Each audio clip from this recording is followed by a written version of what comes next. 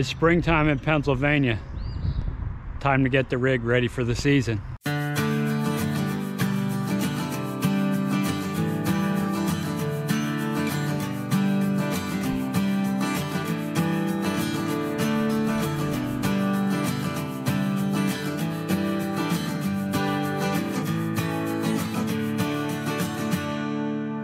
Okay, so first thing I'm going to do, I'm going to check the heat, because in the spring season, you know, it still can be cold. So I'll make sure the heat's working. So I'm going to turn the gas on. Now I have 2 tanks, but I only use one at a time. That way I know when I'm out. And the first thing I want to look for is to see if there is any critter damage. So, you know, we're looking for any evidence of mice. And I put these Grandpa Gus's mouse pouches around. I've done that since I've had this rig, and that seems to really work. I haven't had any issues with mice. So you can see that stuff does a pretty good job keeping the mice out, because I see no evidence at all of mice. Here will be the big test. Yeah, nothing. So that's good. Okay, so we're going to check the gas and the heat, and then we'll put all the bedding on. The beds, this cover is just on the Serta, and then you see my foam piece underneath. That is my $80 Make the Mattress Comfortable program, and it seems to have worked. If you want to see how to de-winterize the unit, I'm gonna link it in up here. I did a full video on de-winterizing the rig, so I'll do that for you. But we want to check and see if the gas is working. Okay, so we turn the gas on. So we'll turn the gas on the burners and hit the strike spark. And you see gas is flowing here. So we know we got gas to the unit. So we can shut that down. So now we'll check our thermostat. I'm going to turn it on to heat and set it at 72.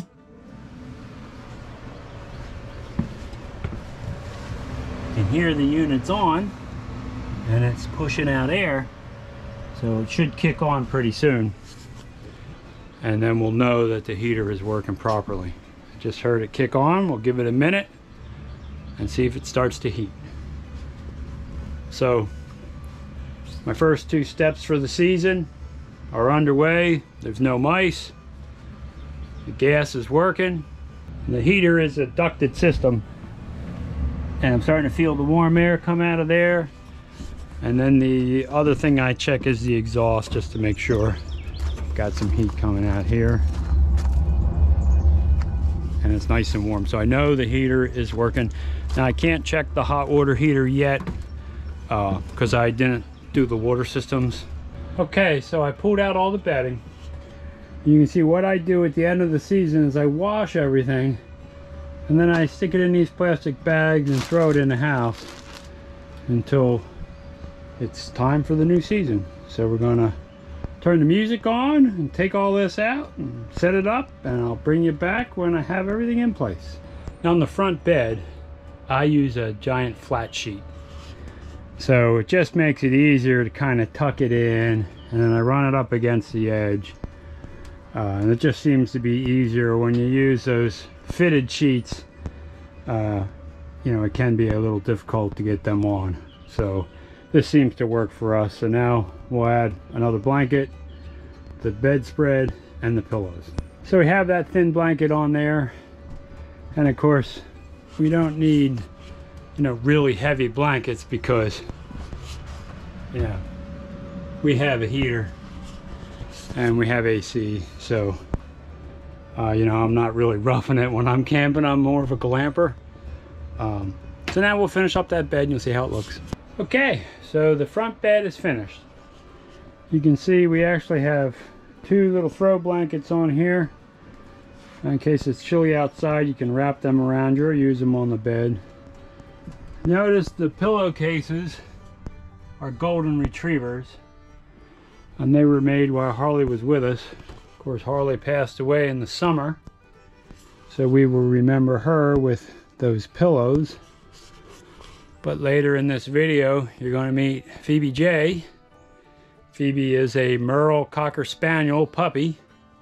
She has very poor vision in one eye and even worse in the other eye, but it doesn't seem to bother her. We got her from a rescue, and she will be our new camping dog. So you'll get to meet Phoebe later in the video. Okay, so next up we're going to tackle those bunk beds.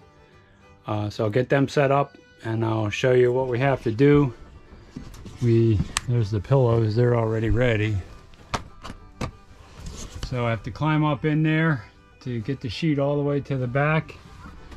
We'll do the same thing in here. We'll put the sheet all the way to the back and we'll finish that up. Once we do that, it's ready for the next phase, which is to start getting the water systems ready. And of course, as I mentioned earlier, I did that in a previous video. In the early part of the video, you could go back and click on that if you wanted to. I'll try to put it at the end as an end screen that you can click on also. All right, I'll bring you back when we get the bunks ready. Now, because the bunks are a little narrow, you can easily sleep 2 on them, but they're narrower than a queen. So I can use the queen size fitted sheet on these, and you can see that fits on there. So now we'll put the blanket on there and the 2 pillows. And I put the pillows at that end, and the reason I do that, getting in and out of the bunks is much easier if your feet are here, because you can back right out. If you're forward, you got to spin around anyway to get out. So I always encourage people to sleep with their heads down there. All right, so you can see I just kind of lay that queen size comforter in there, and it's larger than the full size bed, so that you can swirl up in it if you want. And I put the pillows down at that end. So now we'll do the top bunk. All right, the top bunk is done. So you got the blanket in there, you got the pillows in the back. There's plenty of space on the side to move around and get comfortable. So next up is loading all the interior plates and cups and all that stuff. So we'll do that next. Now you can see I have 2 sheets in here yet, and a gray bottom sheet here. So keep those in case something happens, you know, dog, wet feet, jump on the bed or whatever. I can change them out. I can also use this one when this breaks down into a bed as a sheet, and that we also carry a sleeping bag in here for this spot. So these go up in that cabinet, and then we're ready to move to the next task. Meet Phoebe, our Merle Cocker Spaniel, ready to go camping. Trying to fill Harley's shoes. She has low vision and virtually no vision in the other eye, but it doesn't seem to stop her. She's doing pretty well. We'll see how she does as a camping puppy, huh, Phoebster? Little Phoebe J. She's already used to the bed. She doesn't mind watching me work. So meet Phoebe J, the camping Cocker Spaniel. So we're making progress putting everything on the inside. I got my plates, my big serving bowls, our coffee mugs, and the serving trays. You can see in here are my plates and my bowls. I put them in these plastic boxes I got at the dollar store. And then here are some cups and some rags and towels. So that's pretty much done up there. In the drawer down here, I have the paper straws, shot glasses, wine bottle opener, can opener, and then we got knives, both sharp and plastic, forks and spoons. And then here are the cooking utensils and serving spoons. So we got spatulas and tongs, scissors, ladles, and something to flip them.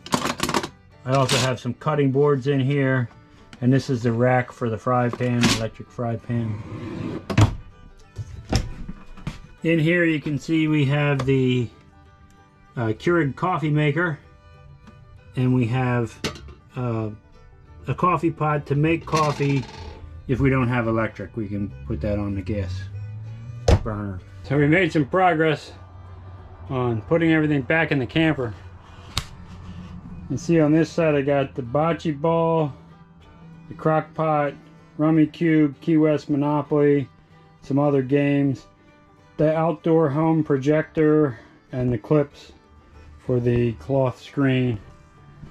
And then on this side we got the hitch camera, which I hardly use, the vacuum's in there, the electric fry pan, the electric heater, extra pickleballs, and our pickleball paddles. Of course, in the bathroom we got the first aid kit, off spray, and there's the black tank treatment bottles. So we got to hang a towel here. We usually travel with soap, shampoo, that kind of stuff. We just stick in the sink until we get there, and then we'll throw the trash can in there when we travel.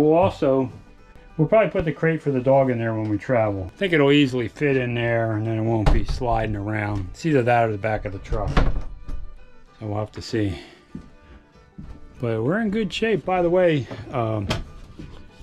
if you get these blue bins, they also work great up here. So I might get some more of these. I have an empty one in here.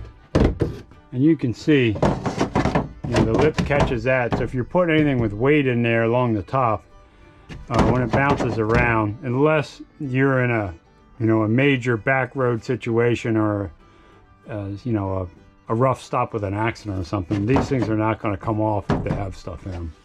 So just a little tip, get them at the dollar store. I think they're $1 a piece. Although they might be $1.25 now. The dollar store is no longer $1. So the storage compartment under the bed can also be accessed by the pass-through doors in the front of the camper. And I'll show you what we store in there. And once we get this in there, we're ready to go.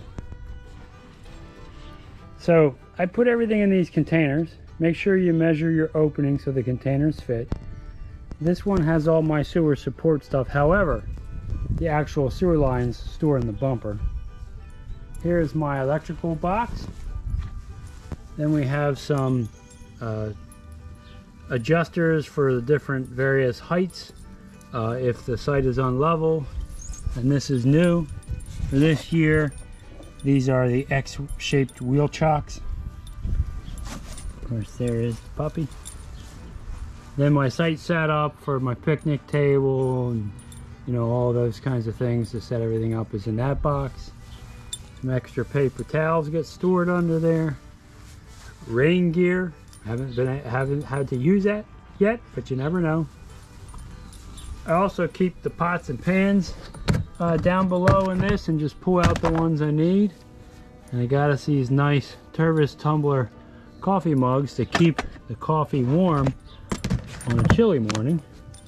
And then all my water lines are there. So all of that will fit in the basement under the front bed. Let's see how it looks in there. So you can see the site box, the water, the electrical, and the sewer all are in the section where I can reach it from the outside access points. And then the extra paper towels, the raincoats, and the pots and pans we travel with are here. And then I have room for a hamper. So that's where we throw the dirty laundry. So that is how, and these are on, this bed is on those power assisted hydraulic things, so it's easy to lift up and down. And you can see it doesn't even mess up the bed. Everything really in place. So with that, we have everything in here we need except the food.